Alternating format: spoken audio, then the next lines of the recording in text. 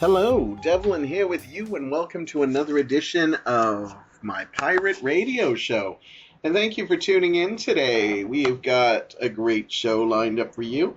And I only guess we have a good show because I do these live. I don't actually write these out or anything, but I know what I'm going to talk about. And, well, I guess I kind of practice them in my head beforehand, so I guess that's it. But I think it'll be a good show. Entertaining, heartfelt, as always. So thank you for taking some time and pressing play and spending a little while for me. Why don't you grab a beverage? I'll grab one too, and we'll get things started. Now, if you listened last week, I talked a little bit about some of my favorite female role models.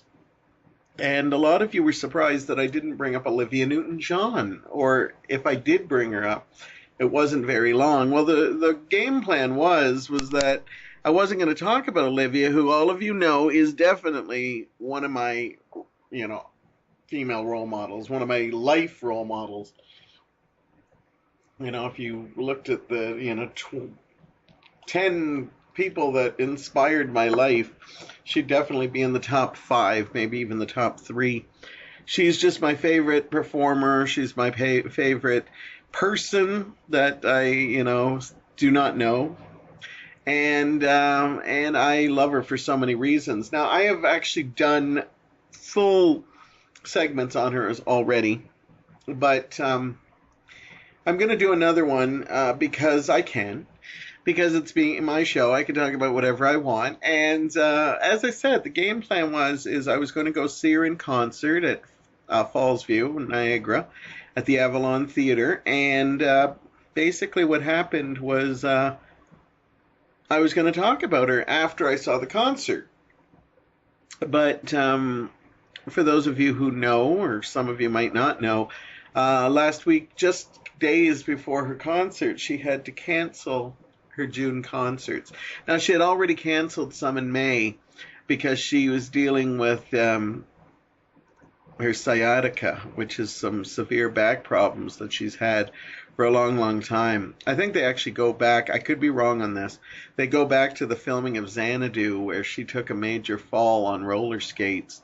And, I remember hearing stories that they literally had to have, her sitting on an ice block because she was in pain so much. And it's amazing because you don't see her in pain in that movie at all. Say what you will about Xanadu, but she still stays this lighthearted, fresh-faced, smiling muse through every scene she's in. And I've seen the movie a lot, and I've seen it recently. It was the movie I actually showed Josh Obermeyer, talking about another segment I did a few weeks ago. Josh Obermeyer, I Xanadu'd him before he went to Britain. So what happened was she canceled her May tours because of her sciatica, and then she announced on Tuesday that it was after taking her May shows off that she had realized that the sciatica was actually the return of breast cancer, showing you how cancer can affect very different areas and stuff. It had spread down there, and after being in remission, so long ago, her first bout was back in 1993. Her cancer had returned, and she had to cancel the next couple of months, but she believes that she will be up and running, and that she'll be back touring again in August is her game plan. And hopefully she'll reschedule, which she is known to do, and hopefully we'll get a chance to see her. And, I thought it was just wishful thinking because it sounded, I don't know, to me it sounded like, your breast cancer's gone into your back. It sounds pretty bad. But apparently her doctor has spoken out. And I don't know if a lot of you know this, but from her first time, and believe it or not, this isn't the first time a show was canceled because of her cancer. Because I actually had tickets to a show in 1993 when she had to cancel because of her first bout with cancer. Now, yes, you're disappointed that the concert is ended, but at the same time, you just want Olivia to be better, and that's exactly how I felt. Yes, I was a little disappointed I wouldn't see her in concert, but honestly, that was such a small drop in the bucket when I heard that she was going to be fighting cancer again. So anyhow, so this is the second time it's happened, and her doctor seems like he basically said that she, one, it's nowhere near any of her major organs, you know, not near the brain, not near the heart or the liver or anything like that. So that's a good thing. That means like the radiation, she could do low doses and might not even affect anything like her voice or her hair loss or anything like that. And the other thing is because she has been in remission for so long, there's a good, excellent chance that she will have no problems pulling through this. The reason why is because sometimes when people go into remission and they get it a couple of years later, that means it's an aggressive cancer. But when you fight cancer and you know, it's over 20 years since you've had it before, you have a better fighting chance because it shows that it might not be as aggressive as it was because it took so long to come back. I'm not a doctor, that's just what they said. Now, Olivia, after her first bout of cancer, she did a whole bunch of, she started researching a lot of stuff and looked into lots of therapies, not just like radiation and stuff like that, but like healing, everything from spa treatment to pampering yourself to the psychological, talking to other people about it.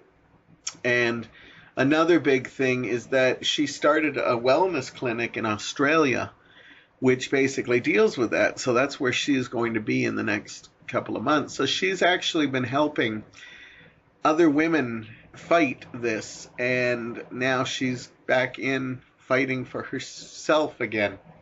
And I'm quite confident she's going to pull through. I can't even imagine what she or any woman, or not even just that, any man or anybody who has to fight cancer. It seems like, you know, when you hear the word cancer, it's just, you can't help but think that it just sounds like this is it. You know, this is your death knell, due to the fact that, you know, cancer is just that big a word. But then you realize so many people have fought it. And you know, and survived it. And if you are one of those survivors, I applaud you, because it cannot be easy. I can't even imagine the physical toll it takes to you, but also the psychological toll, because I've talked to many people who have dealt with it, and you know, sometimes their whole life has changed, because mostly in the good, because after they've survived it, they realize, you know, they change their course and decide what they want to do. Sometimes it takes a big thing like that to do that. So yes, I was disappointed I didn't get to see Olivia, but I'm more thinking about, you know, she's getting up there. She's 68 years old. She still looks fine. Still takes wonderful care for herself. But it shows you just how it doesn't matter how healthy you are, that if it's going to happen to you, it's going to happen to you. And that's the scary thing about cancer. And so, you know, I'm going to be rooting for Olivia every step of the way, thinking of her family, praying for her, sending her positive thoughts, everything I can possibly do. And, you know, she is a role model to me, because I love that spirit of her, you know. A lot of people have favorite musical groups, and a lot of the reasons they like it is just the music and stuff. I'm lucky. I've got an artist that I love her music. I love her songs. But I love the person she is. She just seems like a caring person. She has a little bit of a wicked sense of humor, which I always love. And so, yeah, she is totally a role model to me. And just because she happens to be a woman, like, I don't make a big deal about it. But, you know, since we are talking about female role models last week, she is a female, and she's my role model. But she's even bigger than the ones I talked about last week, because last week they were role models, but they were like as kids, you know, people I looked up to. This is somebody I've taken through my whole life. A lot of times when you have, you know, favorite artists when you're, a teen, you tend to, yeah, you still have admiration for them, but sometimes you don't take them with you. Meet, hear other music that you like or inspires you, and so you still have a fondness for the past, but you don't like follow them anymore as much, and you just think of their old stuff. For me, I listen to new music all the time. I'm always inspired by people who are telling me you should listen to this, you should listen to this. 9 times out of 10, um, if you recommend something for me, I will actually listen to it, or listen to a couple of songs for it. And a lot of times I go out and buy those songs and get them in my collection because I like so much different styles of music.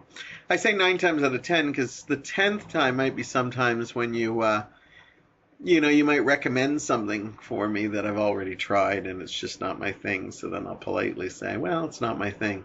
But then again, I have gone back into the past and listened to stuff that I didn't like when I was younger, and I actually have a new respect for it now. But Olivia, I've stayed with all through like her career. She just released an album called Live On, which I picked up around Christmas and absolutely adore it too. As I said, when she built her wellness clinic and she researched a lot of stuff, she actually her latest venture was using music and healing. And I think I've talked about this, but since she's fighting this again, bear with me if I've repeated any of this stuff. But she released a couple of albums, Gaia and Grace and Gratitude, which were healing albums where she uses music to heal.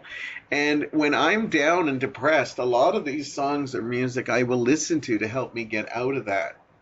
And it's so positive. And if you really ever are in a really dark place, I recommend you to try a couple of these songs. I'm Not Gonna Give Into It, Let Go, Let God. Love is Never Learning. Oh, what is it called? Love is giving in. Love is not letting fear, or something like that. I'm sure if you put love and fear, Olivia Newton-John, you'll find it. Just the song Grace and Gratitude itself is so beautiful. But the whole album is just pure, like she plays with vocal techniques. And her new album, like I said, Live On, is actually a beautiful album which deals with healing not only for cancer but for mourning people and how loss. And there's a lot of old stuff on that album, new stuff. And she also works with Beth. I'm going to get this wrong. See if I actually have the album close by. I do. Here it is. Anyhow, the Live On album features Amy Skye and Beth Nelson Chapman. I always get, her and Mary Chapman Carpenter mixed up. And it basically is a healing album, which is just absolutely beautiful.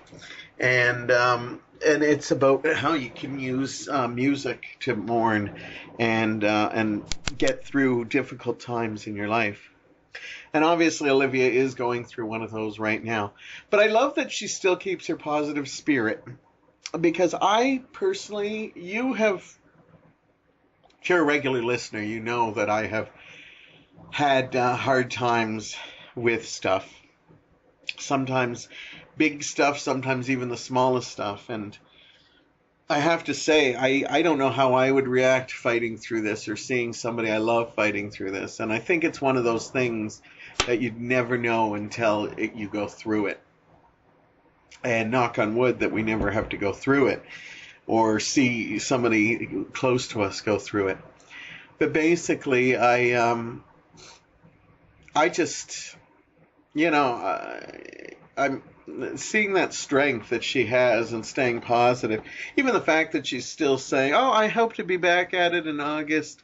The whole works. Like, that's such a great thing and definitely worthy of a role model. I'm sort of feeling that now because, as I said, I've changed the way I've been thinking. And I've been now into it for about close to a month. And my new positive views have been actually good. I've been hit with a lot of things that were dark. In fact, the Olivia thing was probably one of the more challenging ones because I basically was having a great day at work. Everything was going fine, dealing with stuff. I had a couple of setbacks, but instantly found ways to deal with it, to change my point of view. And then what happened was I got hit with this Olivia stuff. I remember coming in and I could see Mike was kind of not pacing back and forth, but he was walking when I got into the house, and I knew something was up.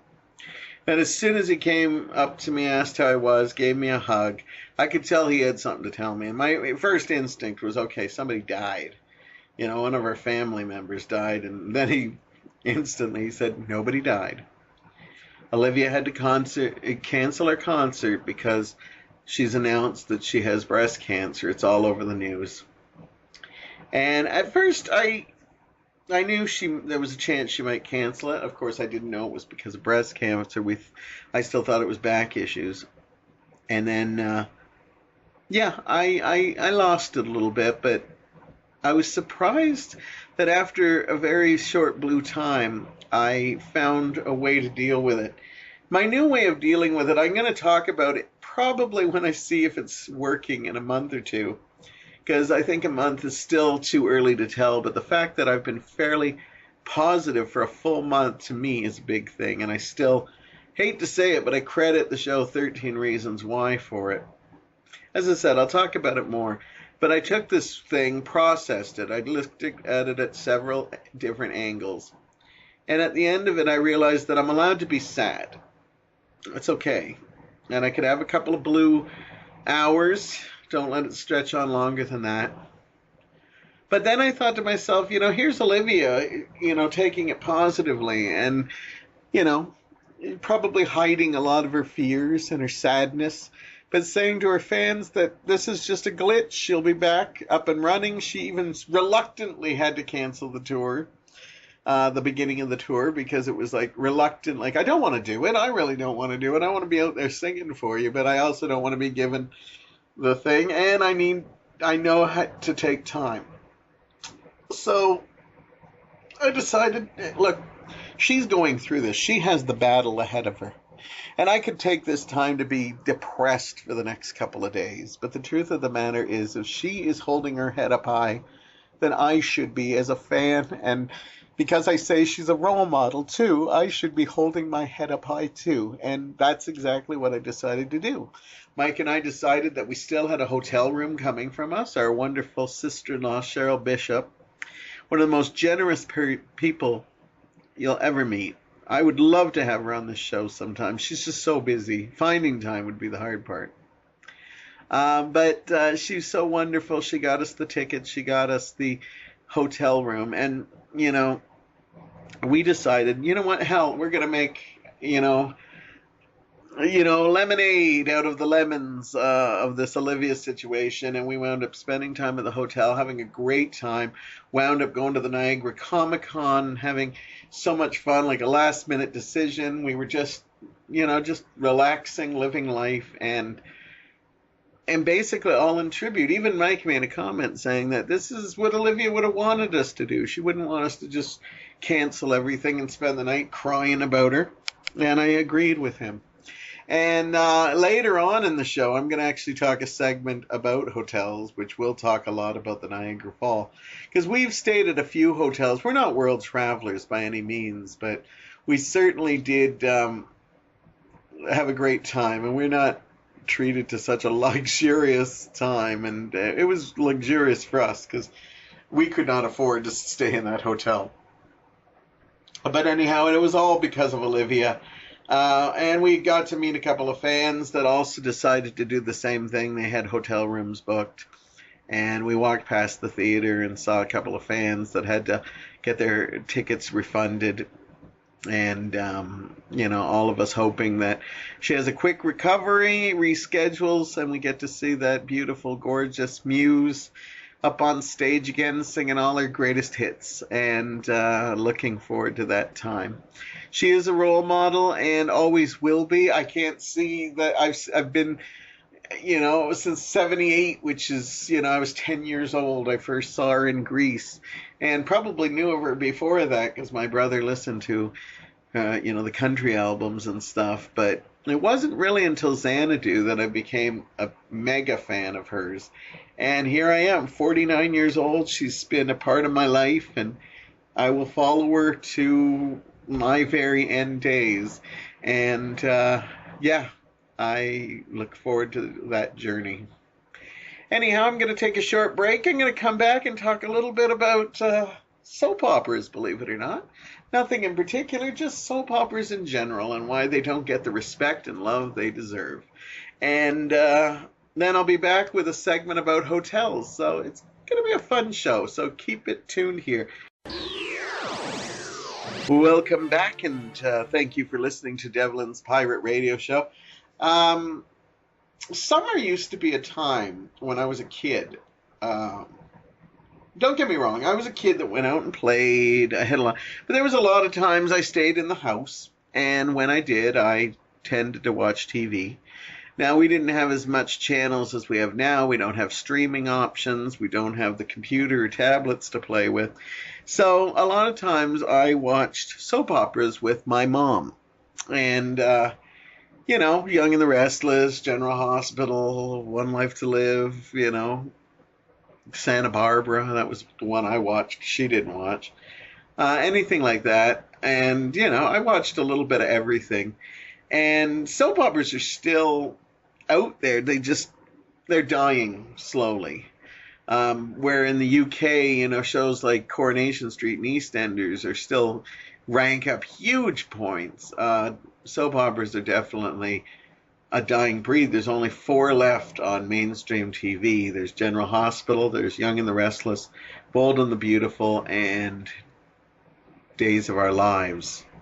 They're the only network ones left, and even they have been rumored to be talked about cancellation and stuff. And it's kind of sad because I remember that summer they were always catering to young people. A show like the Young and the Restless, who had all these older people on it. Even in the summer they would bring out these young characters like Tracy and Lauren and thing like Y&R. With Danny Romalotti would always have a concert in the summer, and they'd always bring youth storylines to get the youth stuck on it, and hopefully they'd like it so much that when they went back to school they'd start getting their mom to tape it and stuff like that. I used to be heavily into soaps. I don't really watch a lot of soaps now. I watch Coronation Street. My aunt used to watch it, and then my grandmother sometimes put it on a long time ago. But I became I go to Coronation Street every once in a while because it's like comfort food to me. The British soaps obviously were a lot different than the American ones, which got a little bit crazy in the some of my favorite American soap moments were when they actually went science fiction in the 80s. I remember on Days of Our Lives, one of the main characters, Marlena, got possessed by the devil. That was a huge story there. One Life to Live had split personalities with Vicky and Nikki, and then multiples came out of that. I remember on General Hospital, Luke and Laura and a couple of other characters actually went to a mad scientist's thing where he had a device that could change the weather, and they actually fought him. And I even remember my most famous over-the-top story was on One Life to Live. Landview had a mountain in the middle of the city, and in that mountain it was discovered there was actually basically a city built inside it that was there in case there was like a nuclear war. They could all survive by going into it, and they literally put on science fiction jumpsuits, and for one summer they literally were running around in a place called Eternia, I believe it was called. And soap operas just went crazy after that.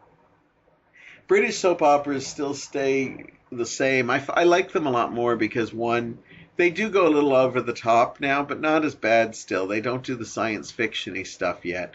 They have gotten into serial killers and storylines like that. But what I like about them, too, is the characters look real. There's a lot of old characters on them, and they actually look like real people. You watch something like The Bold and the Beautiful now, and there's so much facelifts on there.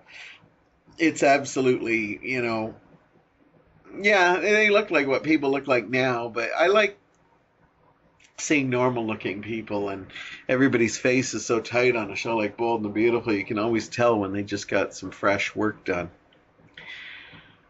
And I have nothing against plastic surgery. It's just I like seeing people when they're all natural, so I love that stuff. But even shows like Coronation Street have kind of gone a little bit out of the way. I've actually stopped kind of watching it for a bit because I'm on again, off again, and then something big will happen in my life, and I'll go and it's comfort food. But they're doing some stories I have not liked in the past couple of years, and this summer they're actually turning off a bevy of people because they're doing kind of like a sex trade story with an underage girl who's getting involved in it. And although they've done prostitution stories before, and this one is just kind of leaving a bad taste in a lot of people's mouths. And apparently the new writer wants to get darker with the storylines, and I don't know. Coronation Street's just kind of, I don't mind when they go dark, but when they go really dark, it really does feel bad because this is like traditional soaps here, and CBC must do well with it because they show it, and I think it's still one of their most top rated shows out there. Soap operas are funny in a lot of ways because of the fact that they've been around forever. I can't remember exactly. They were definitely on the radio, and I believe they're called soap operas because soap companies used to produce them. And, it would be like, Lux Soap presents, All My Children, or something like that. And so that's where they got the name soap opera. That's where at least I learned that's where they got their name. And they've built, I think, they've always been popular. And then about the 80s, 90s, they really peaked. Luke and Laura, talk about controversial stories. Luke and Laura were a couple of teens. Luke actually even raped Laura, believe it or not. And somehow Luke wound up becoming the hero of the show. I guess they established it wasn't really rape because Laura really wanted it. And Luke became one of the big heroes. But at that point, men and women started watching soap operas religiously. Soaps took a different turn. Like I told you, they were fighting people with weather machines, and they were actually doing spy stories, and decided, hey, men will watch it. So about the 80s, 90s, I would say that soaps kind of peaked at their height of popularity. And then when more shows came out, and shows like The View came out, and Oprah Winfrey, and networks to lifestyle shows, the ratings just got diminished, and one by one, all these other soaps kind of started disappearing from the canvas. And, a big history was gone. And I've never understood, soaps have never gotten the respect they deserve. And yet, soap operas have, they tried everything to help with soap operas. And they continue to try to save soap operas, even though there's only 4 on mainstream TV, although there might be a couple online. I think a couple may have started online, but I don't think they do get exactly the hits they want. But, after the ratings started thing, they actually turned to comic book story writers to actually come on and save soaps by adding like supernatural twists, a little bit more over the top stuff. And then now they're actually bringing over writers from like British shows, EastEnders and Coronation Street, to try to keep the shows going because they still get huge ratings. Even places in Australia with like Neighbours and Home and Away get big ratings still, and they're actually shown in early prime time and consistently get the ratings. And so now they're bringing people over from British to see if they can find a way to save these things. But soaps never get any respect. And when you think about it, soaps are in the inspiration of so many things, like comic books, comic strips, all use soap opera techniques, A lot of television certainly does. Maybe not so much in the past, in the 60s, 70s when we had like one-off shows or situation comedies. But, now shows like, Desperate Housewives and Lost. And, they're continuing dramas. Each show goes into another, even like your Chicago Fires and your Chicago MD and stuff like that. Chicago PD, they all do it. In fact, even shows that aren't, like Walking Dead and Game of Thrones, always kind of have a continuing storyline. And yeah, soap operas just don't get the love they deserve, and they basically kind of coined it. I also know some soap actors have made it. There's some soap actors that trying to think of some. I know Meg Ryan comes from soaps. I remember Alec Baldwin comes from soaps. Several people come from soap operas, but they don't really toot it a lot because of the fact. But to me, there's a lot of good acting on soap operas. A lot of people think it's over the top. I think there is a lot of over the top in soap operas too, but there's a lot of solid acting. And what I respect about soap characters is they have so much lines to remember. They have so many storylines to remember.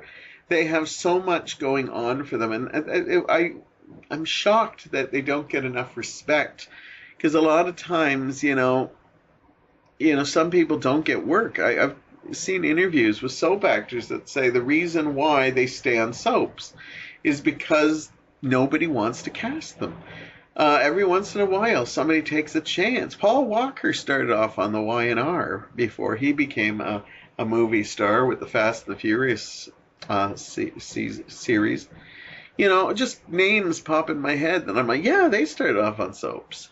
Demi Moore, just, a whole bunch of people that obviously I'm failing to remember. But a lot of them had a hard time because of the fact that soap actors just don't get this respect, because people think it's just all overacting. But the truth of the matter is there's a lot of acting they have to do and a lot of lines they have to do. So some of it may come off a little forced, but to be honest with you, I'm amazed that they can keep straight faces sometimes with the storylines they are asked to do. Because some of the soap stories can be over the top, and yet these play it like consummate professionals. You can have somebody who's like Deidre Hall, who's been like the main diva on Days of Our Lives for decades, can play, learning that she's got a disease to I'm possessed by the devil, and just do amazing jobs with it. But yet soap operas, again, just don't get the respect they need. And I would love for someone to rejuvenate the soap opera. We're starting to see nighttime soap show up again, ones that aren't afraid to say, we're soaps. As in a couple years ago, Dallas got renewed, and they took it from The Next Generation. And had some old characters like JR show up, and Sue Ellen and Bobby, and mix them with, their kids who are all grown up now. And then, shows like Empire definitely has taken it to the next level. Although campy as hell, they don't deny that they're a soap, and they get huge ratings, and rightfully so. It's a fun show. And like next year, we're going to see Dynasty get renewed, although I don't hold much hope up for it. And then there's crazy shows like The Royals and so many of the Desperate Housewives and Scandal and stuff. They don't hide the fact that they're soap operas anymore, and rightfully so. But what I'd love to see is somebody relaunching daytime soap that just blows everybody away. And I don't know if we're ever going to see that, just because of the fact that so much of, it's cheaper to make, those shows like The View or The Goods or something, The Chew. Like, it's amazing the ones that they have now. But the truth of the matter is, I would love to see somebody do it. And I thought like a show like watching Grey's Anatomy, I thought, you could turn this with the amount of characters on it, lessen the characters, and you could still do a solid, 5-day-a-week soap. in the style that, Sandra Rhimes, I think is her name, that does all those shows, could do. And so I'd love to see it, but I don't know if networks are ready to invest in that. But I really hope somebody does, because I don't think soap should be dead in the water, even though, they always keep saying, well, I think Days of Our Lives is going to be the next one. That's the one they keep threatening, is that, I just wish when they threatened that a show was going to die, they took some chances. There was a show in Britain that wasn't doing well. It was called Emmerdale Farms. And they basically said, we're going to cancel this show. It's not doing so well, and there's just nothing we can do about it. So it was like a small town, kind of thing about farms and stuff. And so the current writer at the time was told, do anything you want in the next 6 months. And I don't know, if we see a ratings peak, we'll give us some thought about keeping it going. So he had like carte blanche to do whatever he wanted. And so what he chose to do was he actually decided he was going to crash a plane into the Emmerdale Farm neighborhood, kill off a whole bunch of characters, and start basically from scratch and develop some stories within that 6-month time. Well, surprise, surprise.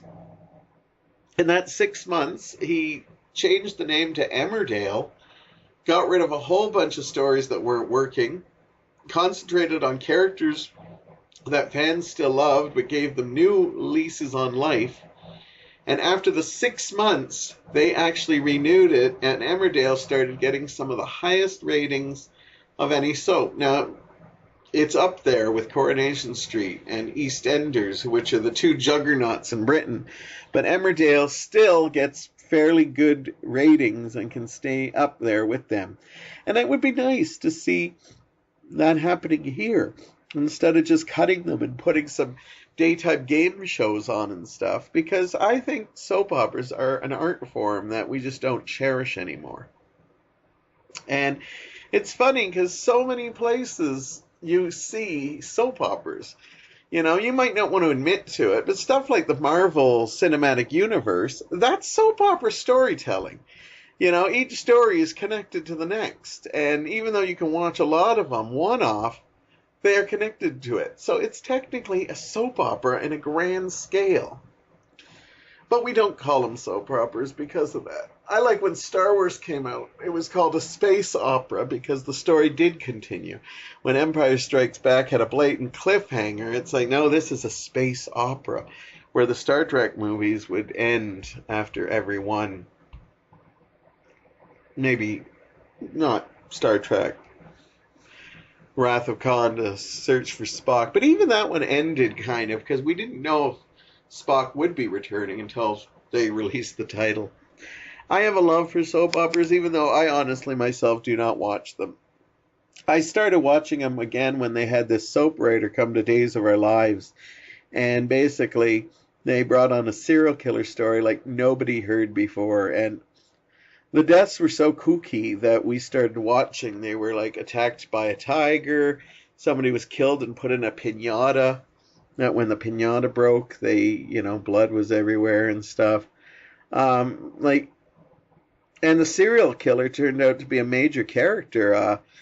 It turned out to be, their main diva. Like, they didn't even shy away. It was like Marlena Evans under some kind of trance or something, as she always was.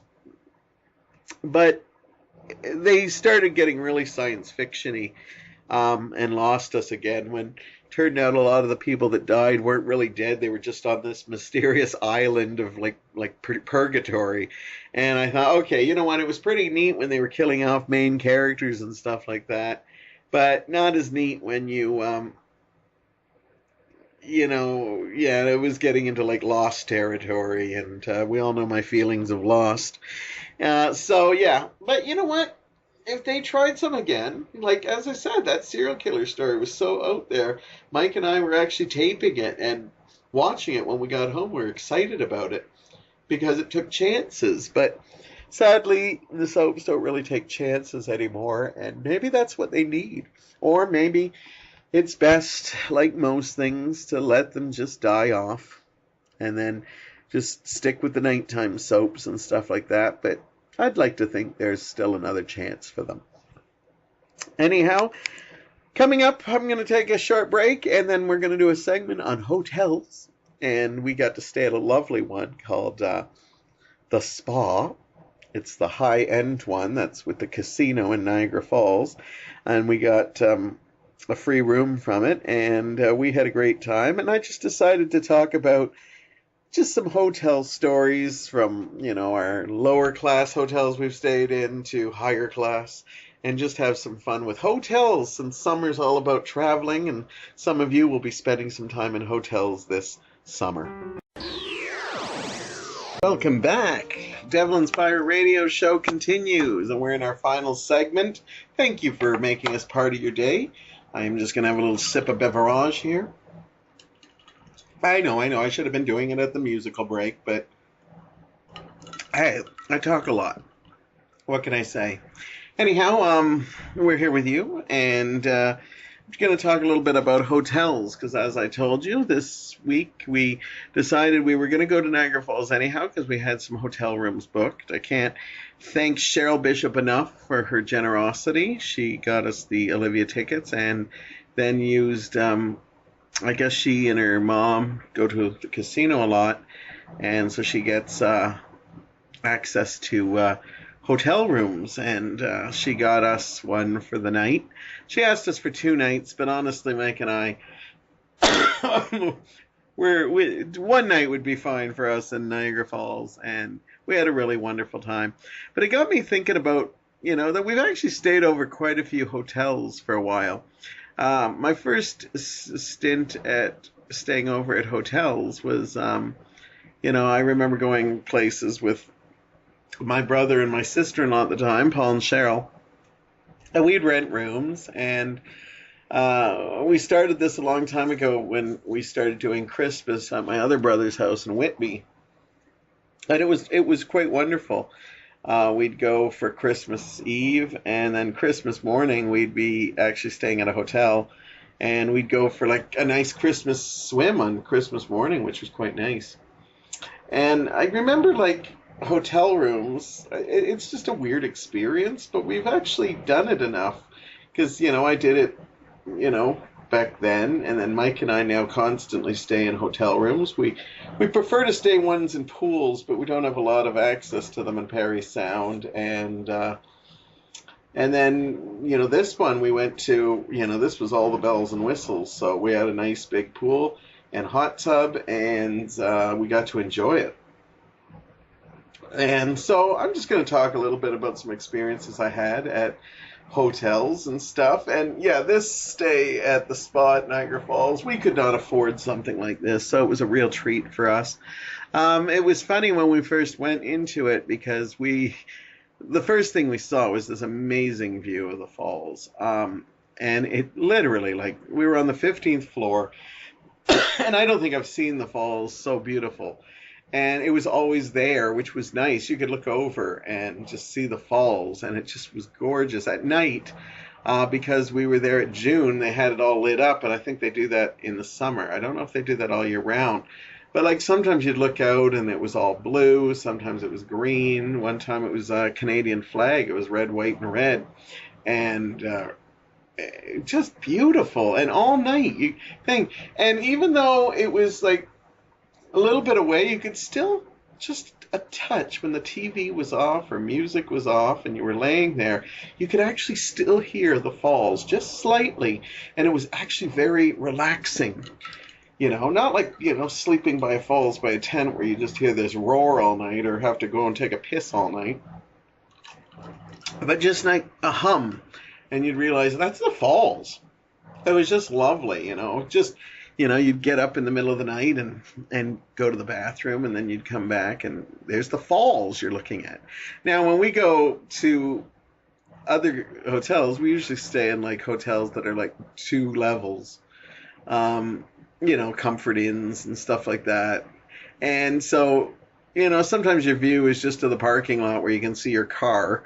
Or if you're on the first floor, which I'm not a big fan of, sometimes you can hear like people sitting in the chairs and, having a smoke or, drinking and stuff like that. So, yeah, to have a nice luxurious view of the falls was absolutely spectacular. So whenever we first get to the hotel, we got to see Cheryl and her mom, which was so nice. I hadn't seen her mom in ages. She's 88 years old and still, sharp as a tack and just feisty as ever.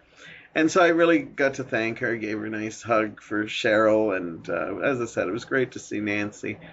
And then when they left, we kind of just got ready because we had nothing planned. We were just going to go and maybe go to the casino a little bit, go check out the falls. But after that, we had nothing. But the night before, Mike remembered that the Niagara Falls Comic Con was there. And so we decided, what the hell, we're going to go to the Comic Con. So we decided to, I was already in shorts, so I was already dressed, ready to go. But Mike, thought it was a lot hotter than he expected, so he decided he was going to change. And, we usually have like a little bag with us. And now, usually when I went to hotels, it was an ordeal. And this is the reason why Mike and I do not travel. Every once in a while ask Mike, do you regret that we don't travel? But he says, no, it's, we do day trips. We do weekend trips. But I think even after he sees what I go through, I have to be ready for everything. Even if I'm going up for a weekend in Parry Sound, I have to have some dress clothes in there. Not that ever we go out to do anything, but you never know the one day that you might meet people and say, hey, we should all go out to dinner or something. I want to be ready and not just have, old comfy clothes and stuff. So I want to have that ready. And then I got to have, if it gets cold, I want to make sure I have coats and stuff like that.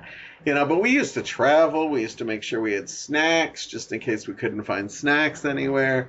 We used to bring the fan with us because I like sleeping with the fan, and we weren't sure if we could regulate our thing. Now, when we got to this hotel, we were surprised because it was very regulated. Like we go to the low economy, hotels that are still very nice, but you can actually, play with your air conditioning and stuff like that. This one you don't, because we know the right temperature for you. They didn't actually. That was one of the things I had troubles with, because it felt nice most of the time, but when I actually went to bed, I actually found it just a tad hot for my liking. Not until about, I think I woke up 2 in the morning after tossing and turning all night. And basically, it was a little bit chilly at that point, and I think that's when I started being able to sleep. So I actually like when you can regulate, you can put your air conditioning on or stuff like that. I remember we were also looking around because one thing we found out about a swanky hotel is that this hotel didn't have like a little mini fridge or a microwave. And I realized, I said, and Mike was like, I can't believe they don't have a microwave. This, high class. I go, Mike, this is high class. These are people that don't worry about, they don't microwave, frozen burritos in the middle of the night. If they're hungry, they'll go to an expensive 24-hour diner and stuff like that. So then we realized that, but we usually carry pop or something. So we didn't bring snacks or anything this time because we were in a swanky place. But there was one moment that actually made us laugh because I actually opened up this closet and it was gorgeous. You open up this 2-door closet, the lights come on, and you see your iron, you see the stuff you normally get. And I said, oh, I found the microwave. And then I realized the microwave was kind of small, and I realized it was actually a personal safe. And we had a good chuckle about that just because I felt like the Beverly Hillbillies at that point. I was like, okay, I'm out of my element here, okay? At least I didn't try to put in like a bagged popcorn and, hit, 1 minute and 30 seconds on it, Where's the popcorn button on this? I realized it was a safe rather early, so I was good. So even though we enjoyed swanky living, there was moments that we think. Now, our bathroom was absolutely gorgeous, and, I loved the bathroom. It was just big, and I always have a bath because As I said, when we used to go to hotels, we always found hotels with a pool and a hot tub. And then as we kept going, we started noticing that the pools were just ice cold, and everybody would tell us no, that's just the way they are. But it got to the point, like, I don't even mind going in ice cold because I know I'm going to be warm after a while. But when you start going into ice cold things and you start just not warming up at all, like you get a little bit of warmth, but you can still tell you got like a hint of ice around you, it feels like. And then we started going to hotels where we just happened to pick weeks where like the pool was being fixed or the hot tub. So I tend to go to baths at that point. I'd always have a nice bath in the morning. And I love hotel baths because it's like they're bigger than mine. But, not like bigger as in you could have like multiple people in there. You're lucky to squeeze in 2 in there. But they usually have those backs that are like flat so you can like lean in. They don't just go submerged. But when you turn it on, it always sounds so loud, like, and even in this one, like, I didn't have a bath this time. I opted for a shower because I'll get to that in a minute. The shower was so glorious, and I have pictures of it. But it was just beautiful. It was just absolutely like a lovely bathtub, but I didn't use it. But I love when you go in and it's like I'm having a bath at like 6 in the morning because I always wake up early. Even at hotels, I don't sleep in. And it just like literally like really, like I'm thinking, am I waking up the whole floor by having a bath this early? But I've never gotten any complaints on it and stuff like that. So, but as I said, I started taking hot baths because it's nice, but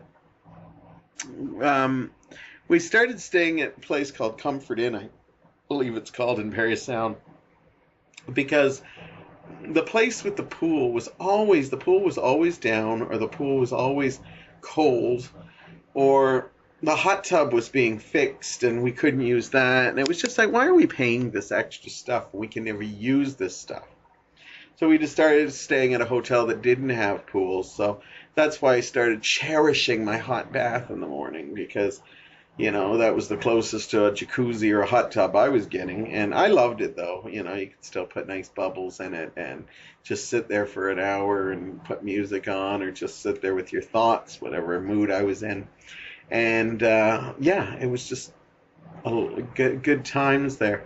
Now, I took a shower in this one because they had a glass door shower, which I had never been in my life. Or if I have, I don't remember it.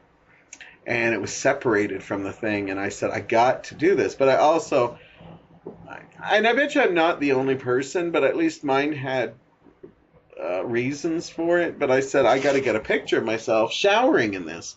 Because I think it would make a great podcast picture. And that's what explains some of the pictures you'll be seeing probably right about now because Heather's probably doing that.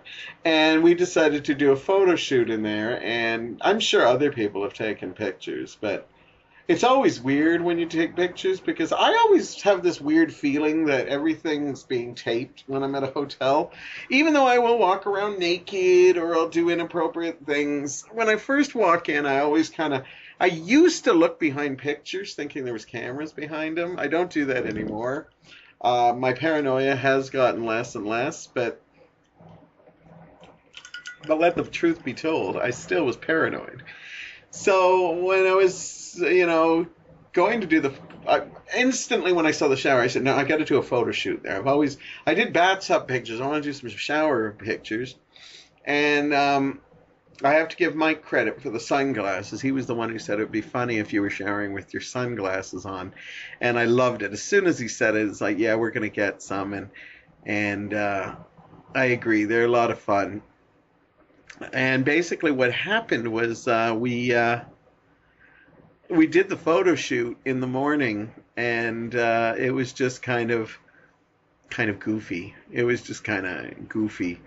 And I loved it. But I was always worried that, don't make sure you do not get any pictures of my junk. Like we placed the towel in a grid place, But don't accidentally shoot my junk, because I got like this phobia that my pictures would probably, that would be the time my camera gets stolen and suddenly I'm on a, a chubby guy fetish site, with my little, well, when I say little dick, I don't mean to, oh my God, did I just go there?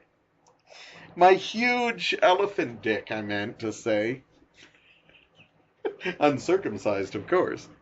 No, it just, yeah, it was a lot of fun to do the shots. So, but it was awkward, the build up to it. But I love performing, and we had a problem because we realized that because I was on a glass thing, it was steaming up all the time. So I constantly had to be wiping, so it always looks like I'm waving to somebody.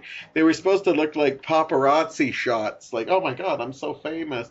But they wound up turning like I was waving and happy that everybody's joining me in the show. Oh, are you here? You going to join me? So I thought both looks kind of worked for me, so we went with them. So we're not the biggest hotel people, but one of the things we do love is when we do got a pool to use it. And Mike and I got to go. They had an adult swim from 9:30 to 10:30, which was the final hour of the night. And it was just nice. There was a couple adults down there, and I have no problems when kids are there, but, there's always splashing and screaming and cannonballs, and, that's fun for a water park. But when you're in a classy, ritzy hotel, I'm glad they have adult swims, just because, if I have an opportunity to miss all that, I will. Now, if you're a family, sure, you enjoy all that screaming and thing, but you got to admit, there's something to be said about just being able to swim around. Now, I'm not a big swimmer. I can't even swim. I can't officially swim. I don't know if you actually know that about me. So I actually just kind of wade around the pool, but I still feel amazing when I do it.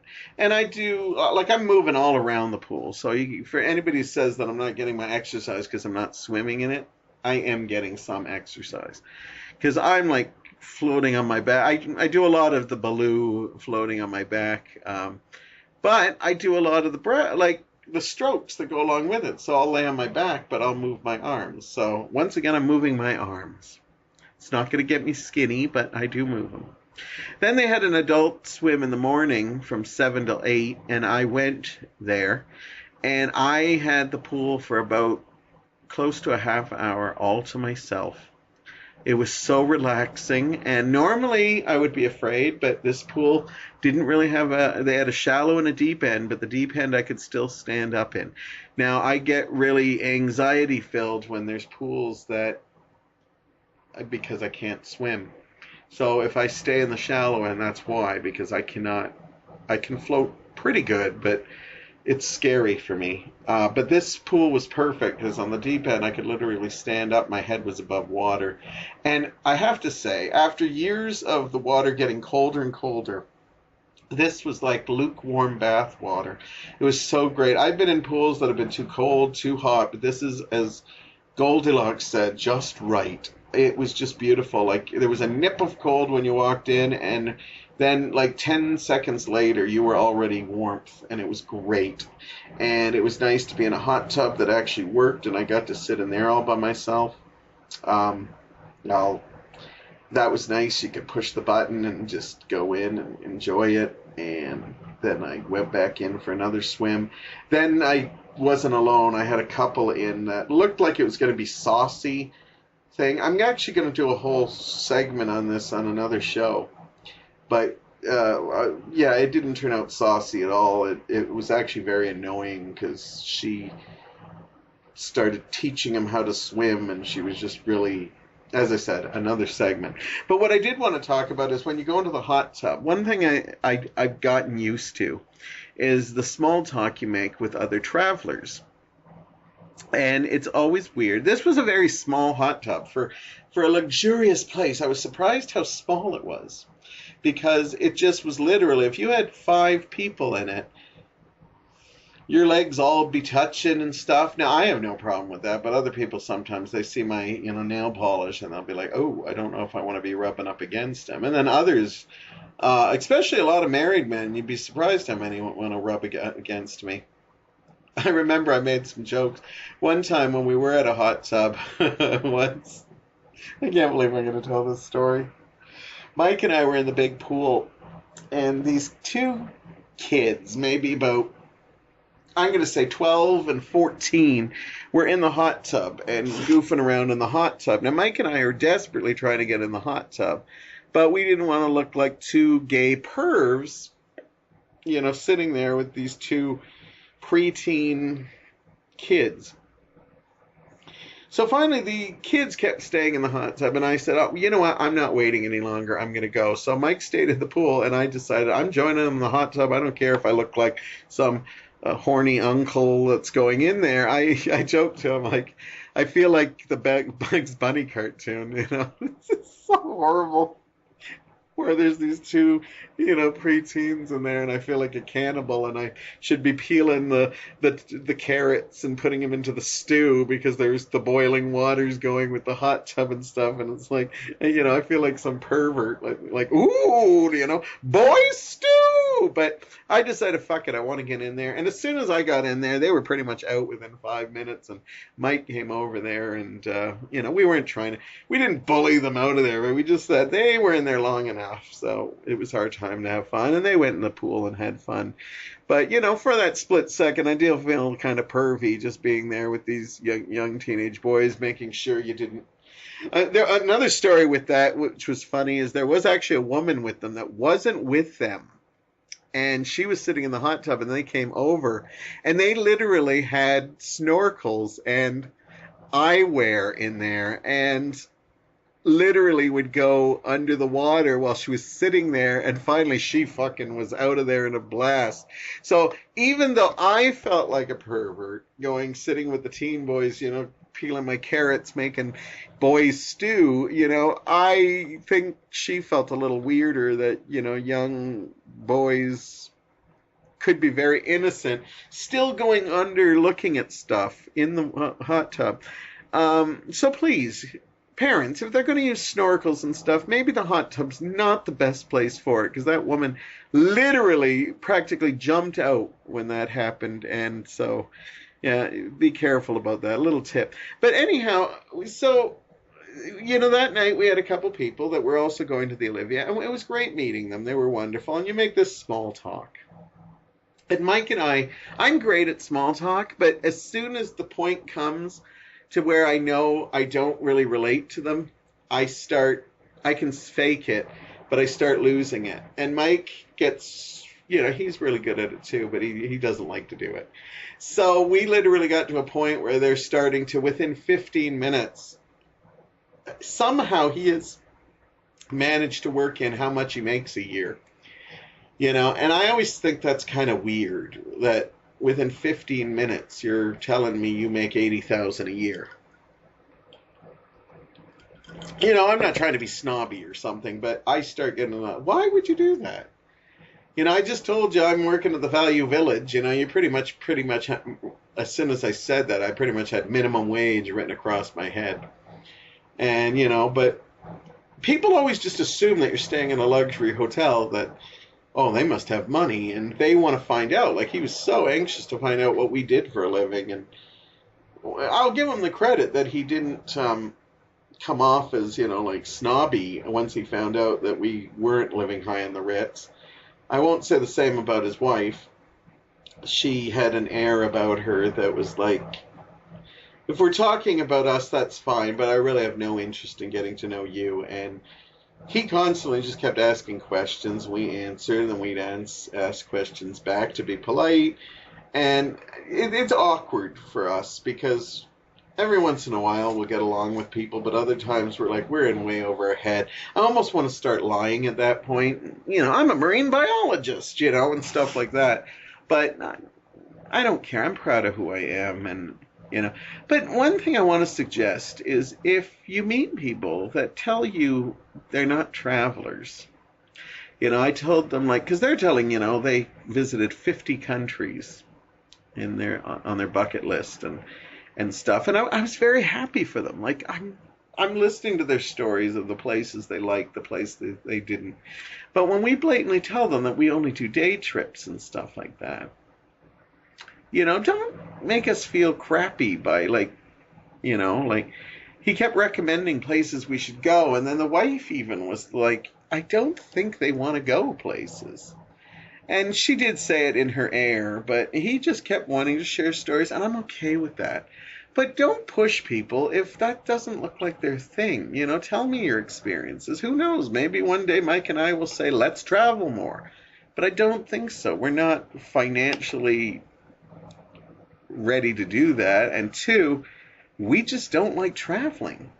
But we do like to spend time in a hotel room whenever we get a chance. And I hope we get to do more of that in the future. Even if it's just like, you know, a couple of cities over or something like that. Anyhow, we had a great time, and that's basically my little talk on hotels. I could get into little stories like, you know, the continental breakfast that you usually get for free. This swanky place didn't have anything like that because it's swanky. Because Mike says, oh, do they have a continental breakfast? I said, no, you could get a continental breakfast delivered to your bed for $12 if you want. And that, but, you know, we might as well just go to a fancy diner and, you know, spend a little more money. We decided, let's not do fast food. Even though Mike and I are more fast food than we are like tablecloth restaurants. So we went to a swanky diner, which was a little, that's for us, that's high class, because, you know, we can't justify spending money on that. And I also remember the continental breakfast in Parry Sound we went to when we literally walked in. Nobody else was there. And they had everything covered because there was a chipmunk sitting right on there. He wasn't eating because everything was covered. But it was just a real rural moment that we walked in and saw this chipmunk sitting there. So we've had a lot of hotel experiences and stuff, and mostly good ones, but I look forward to future ones too. And if you're staying in a hotel, enjoy those times. You know, even if you travel all around the world, which, you know, if that's your thing, I wish you safe travels. And if you don't, sometimes it's just nice to take a drive somewhere and rent a room at a cheap hotel or something and just put your feet up, pamper yourself a bit. Anyhow, that's my look at hotels, and I'm going to be back again next week with a brand new show. Thank you for tuning in, and I will be back with you very, very soon.